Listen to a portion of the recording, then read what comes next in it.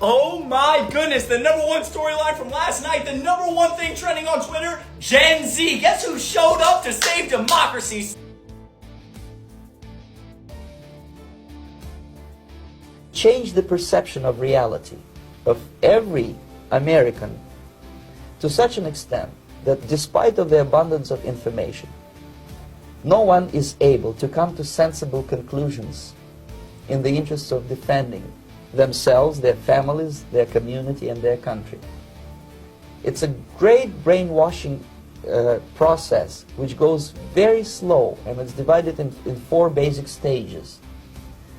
The first one being demoralization. It takes from 15 to 20 years to demoralize a nation. Why that many years? Because this is the minimum number of years which requires to educate one generation of students in the country of your enemy, exposed to the ideology of the enemy. In other words, Marxism-Leninism ideology is being pumped into the soft heads of at least 3 generations of American students without being challenged or counterbalanced by the basic values of Americanism, American patriotism. The result you can see.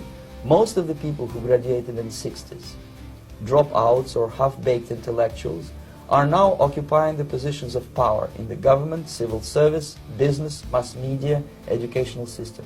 You are stuck with them. You cannot get rid of them. They are contaminated. They are programmed to think and react to certain stimuli in a certain pattern. You cannot change their mind, even if you expose them to authentic information, even if you prove that white is white and black is black. You still cannot change the basic perception and the logic of behavior. In other words, these people, the process of demoralization is complete and irreversible. To get rid society of these people, you need another 20 or 15 years to educate a new generation of patriotically minded and common sense people who would be acting in favor and in the interests of the United States society. And yet these people who've been programmed and, as you say, in place, and yes, who are favorable to an opening with the Soviet concept, these are the very people who would be marked for extermination in this country? Most of them, yes. Simply because the psychological shock when they will see in future what the beautiful society of equality and social justice means in practice, obviously they will revolt. They will be very unhappy, frustrated people. And the Marxist-Leninist regime does not tolerate these people. Obviously they will join the links of dissenters, dissidents. Unlike in present United States, there will be no place for dissent in future Marxist-Leninist America. Here you can get popular like Daniel Ellsberg and filthy rich like Jane Fonda for being dissident, for criticizing your Pentagon. In future, these people will be simply squashed like cockroaches. Nobody is going to pay them nothing for their beautiful, noble ideas of equality. This they don't understand, and it will be greatest shock for them, of course. The demoralization process in the United States is basically completed already. For the last 25 years. Actually, it's overfulfilled, because demoralization now reaches such areas where previously not even Comrade Andropov and all his experts would even dream of such a tremendous success. Most of it is done by Americans to Americans, thanks to lack of moral standards. As I mentioned before, exposure to true information does not matter anymore.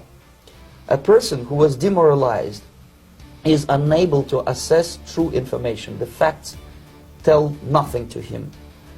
Even if I shower him with information, with authentic proof, with documents, with pictures, even if I take him by force to the Soviet Union and show him concentration camp, he will refuse to believe it until he is going to receive a kick in his fat bottom. When a military boot crashes then he will understand, but not before that. That's the tragic of the situation of demoralization. So basically America is stuck with demoralization, and unless Even if you start right now, here, this minute, you start educating new generation of Americans, it will still take you 15 to 20 years to turn the tide of ideological perception of reality back to normalcy and patriotism. The next stage is destabilization. This time, subverter does not care about your ideas and the patterns of your consumption. Whether you eat junk food and get fat and flabby, it doesn't matter anymore. This time, and it takes only from 2 to 5 years to destabilize a nation, what matters is essentials: economy, foreign relations, defense systems. And you can see it quite clearly that in some areas, in such sensitive areas as defense and economy, the influence of Marxist-Leninist ideas in the United States is absolutely fantastic. I could never believe it 14 years ago when I landed in this part of the world that the process will go that fast. The next stage, of course, is crisis. It may take only up to 6 weeks to bring a country to the verge of crisis. You can see it in Central America now. And after crisis, with a violent change of power, structure, and economy, you have so-called the period of normalization. It may last indefinitely. Normalization is a cynical expression borrowed from Soviet propaganda. When the Soviet tanks moved into Czechoslovakia in '68, Comrade Brezhnev said, "Now the situation in brotherly Czechoslovakia is normalized."